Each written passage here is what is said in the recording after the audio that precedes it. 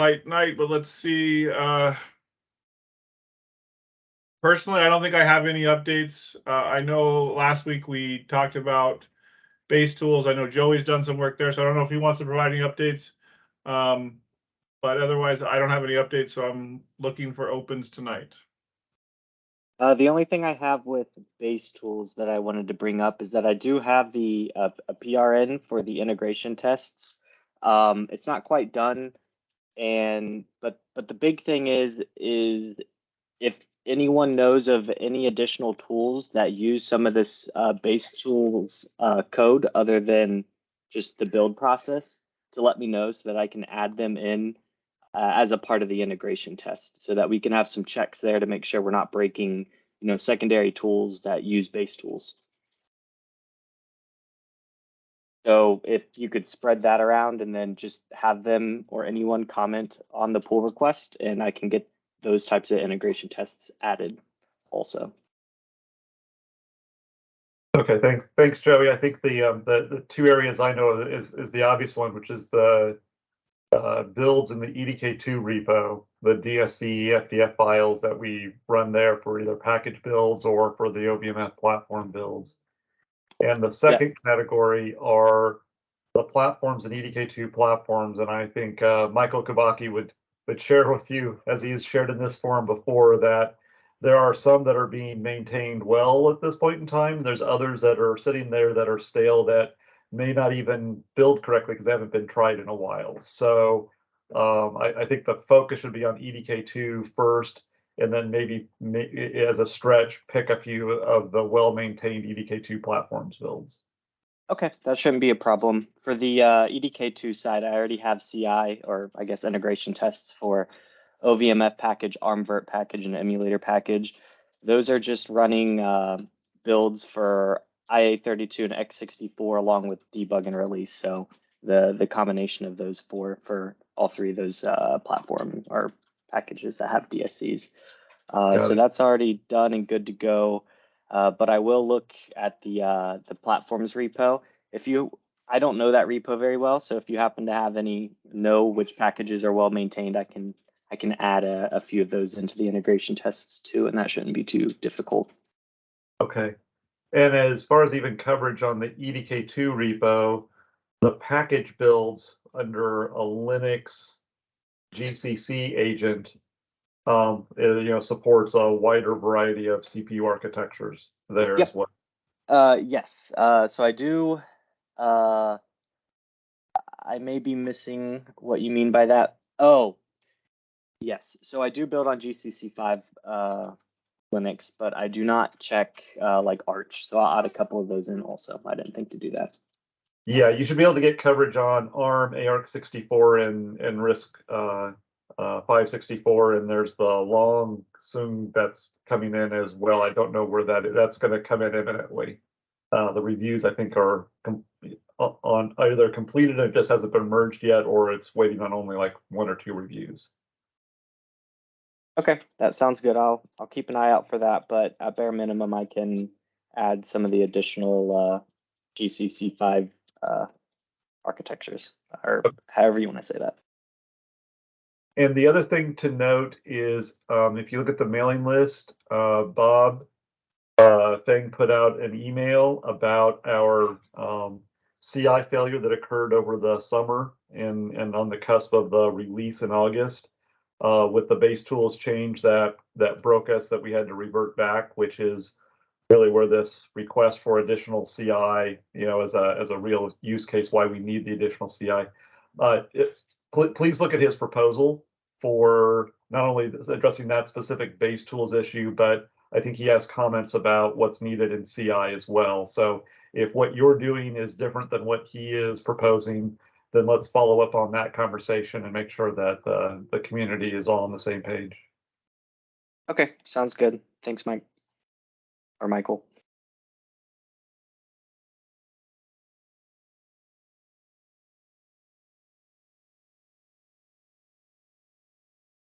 All right. I guess any other opens? We're already to that point.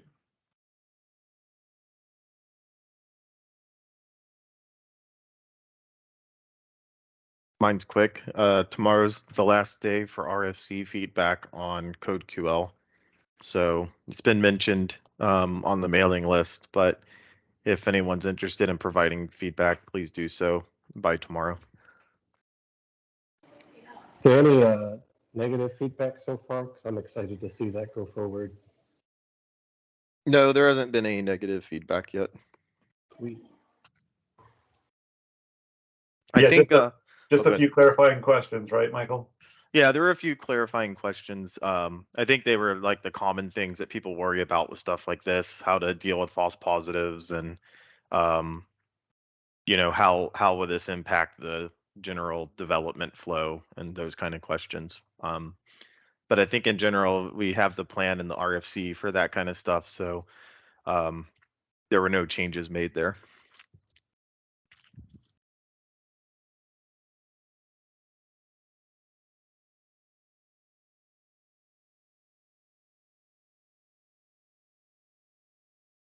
I guess Right.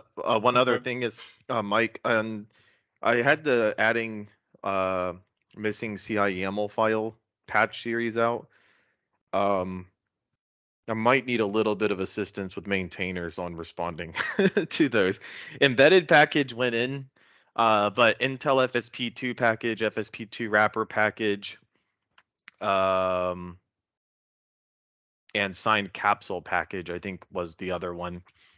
Those I still haven't gotten responses. It's been about a month now. Right, and those are the ones I provided the reviewed by on. You provided reviewed by on embedded package, I think, which I did submit that one. Oh, I thought I did it on the other ones as well. I'm happy to do that. I agree it's been too long, and I have no issues with those going in. And I don't think you're going to get a response from the maintainers this week. I think because of the holiday this week in PRC. So I'd like to see those three. You said FSP, FSP2, and the signed capsule package. Yeah, and then there was there's one more I haven't sent yet, just because I didn't want to get too many things out at once. The final one I'll send will be source level debug package. That's the only one left that's missing a ci.yaml file after these are in. Okay. All right, thanks. But I think they can go in based upon my review. That's fine because it's been a month. And that's too long for that basic, update to those packages. Yeah, and the FSP packages, these changes did find several build problems. So those problems were addressed. It's just that there was never the circling back to approve this series after they were addressed.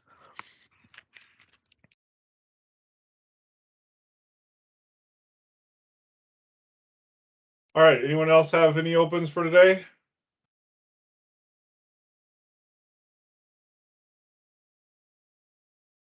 I just have a small follow-up. I raised a discussion on the crypto package last week, and I've done some more analysis, and I'm actually putting a patch series together to address the ecliptic curve feature as well as the optimized. A few of the services have been optimized with assembly optimization for i32 and x64 for performance optimization, and some cleanups around that. Found some unit test bugs along the way, and some things like that. So I'm going to be putting that together, but it leaves pretty much the way it works the same, other than defining a smaller set of INF files and removing the EC, the ecliptic curve, PCD, and doing that in a little bit cleaner way. The two other things that I found, one which was interesting because it does affect this group, is an overlap with target-based unit testing. It turns out that one of the recommendations I think we had for unit testing is that we have a DSC include file in the unit test framework package, one for host-based tests and one for writing target-based tests. When you use the one for host-based test, it's a separate DSC file, and it does a completely separate build for building the host-based unit test to go run it on our CI agents. When you build target-based tests, it pulls in some slightly different, libs, like a null lib related to the checking of assert behavior in our code. And what's unusual about that is just by including the target-based unit test DSC Inc. file, it actually changes the contents of the .EFI or like the PIM Stixi drivers, SMM drivers that have nothing to do with unit testing because there's an extra null lib that's linked against everybody.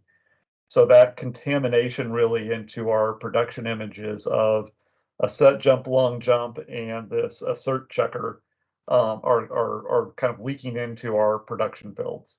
And so I'm also working on a proposal to avoid that contamination, that when you're building target-based tests, you get the target-based test content for the components that are being under test. But for the rest of the components that are not under test, they would not be contaminated. So I've noted that as an issue. I'll enter a Bugzilla for that, but it doesn't have any side effects functionally at all. It's just if you actually look at the symbol tables, you'll see some extra symbols in there that you wonder why they're there. So it's an extra bit of code that shows up. And then the second thing I brought up last week is how we configure all our different crypto services. And there's like 3 layers to that. One is at the openssl project itself. The second one is the mixed use of like null.c files and full.c files in the base cryptlib directory, where we have basically a different flavor of the cryptlib for SEC, PEI, Dixie, SMM, and runtime. And they each pick a different subset of the services they even allow by basically using the null files to knock out groups of services. And then the third layer of configuration we have is if you do the crypto drivers that are available for the PEI phase, the Dixie phase, and the SMM phase, there's a structured PCD that you can enable and disable services at the family level or within a family at the individual service level. And that's for the services that are published by the protocol or PPI. It can do a filter operation there. That top layer works well and as expected. That bottom layer for openssl, that's defined by the openssl project. And I think probably from their perspective, it does exactly what they wanted to do. And we've picked a profile of those for our firmware usage of openssl. That middle layer where we have effectively hard-coded into some INF files in the base cryptlib directory, some profiles of crypto services that we want in different phases of the firmware, is where things are, as they're kind of hard-coded in the INF, and they're less configurable. I've noted that as an area that is at least, I think, worth investigating. Can we make it better? But at this time, I'm not going to do anything to fix it. I'm working through some ideas of maybe some Basetools enhancements, but I don't have those solidified to the point where I would bring that to this forum for a proposal for a Basetools enhancement to help improve the manageability of the base cryptlib. But I just wanted to give an update from the open I raised last week and where my line of thinking is now as far as getting some things fixed quickly to consolidate some of the work that's already been done and note this additional issue about the base cryptlib and its lack of configurability. Yeah, that makes sense. Like I mentioned last week, we do a script on top which auto generates and syncs up some of those and auto gen some header files to try to keep our flavors aligned. I don't know if that's of interest to you, but I can share that if that is. And I think, maybe that's what you could do in the Basetools automatically if we added that support. Yeah, and I will say there's one other thing that's in the patch that I am going to send out. It's around what we call the openssl lib class in the crypto package, which is a private library class. It's not intended to ever be used outside the crypto package itself. The only thing that should be used outside the crypto package are the base crypt libs. And what's unusual about the openssl lib at this moment is it's not declared in the DEC file today. So that's one of the fixes I've got, is to actually declare it as a formal library class and make it a private one, so it's not available outside the crypto package. The second thing is that the number of APIs published out of the openssl project through this class name openssl lib is not consistent. There's actually 3 different sets of APIs that are being published. There's kind of a base set, the base set plus the SSL services, and now with a recent addition, the base set plus the SSL services plus the ecliptic curve services. So now we have a library class for, as defined in the EDK2, called openssl lib, but the APIs it produces is not the same in all instances of the openssl lib. And so the way I fixed that is I've taken the SSL and the ecliptic curve services, and I've implemented basically a null stub file of the APIs that are used by base crypt lib from those 2 sets. And so for the instances of the openssl lib that are not wanting to compile the SSL sources or maybe the EC services out of the openssl project, instead you compile and link in this basically these set of stub functions that just do an assert and return an error return from that API, as a way to say that at least you won't get a link failure from the API being missing from the lib instance. So that's just cleans us up a bit to follow our EDK2 library class library instance rules, meaning that if you say you depend upon a library class, that means you can use any of the APIs that are published by that instance, and gets us aligned with that rule.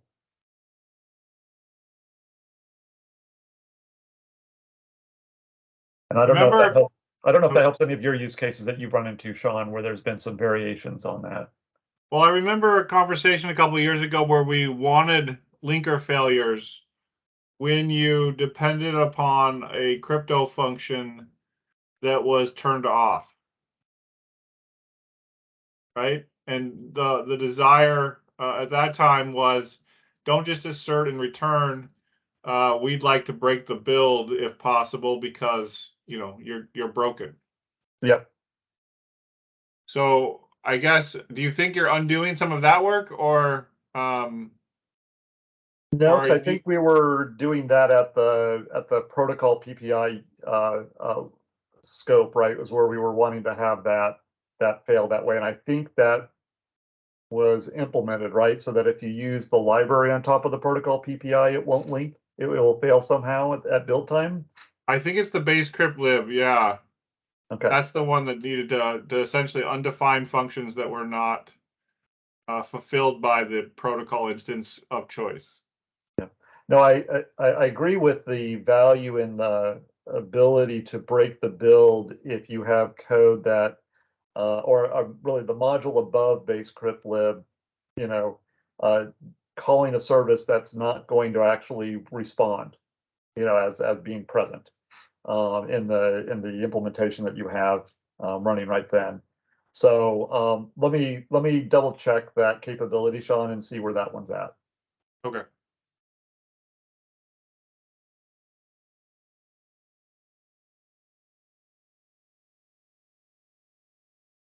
I'll paste in the chat again. I don't know if it's interesting or useful for you, but this is the link to the stuff that auto generates the header files we use that I think was required to get the behavior that we just talked about.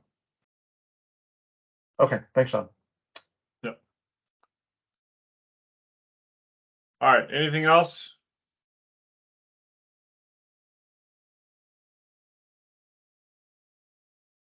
All right. I think call it a day. Talk to you next week. Thanks, bye. Thanks, bye.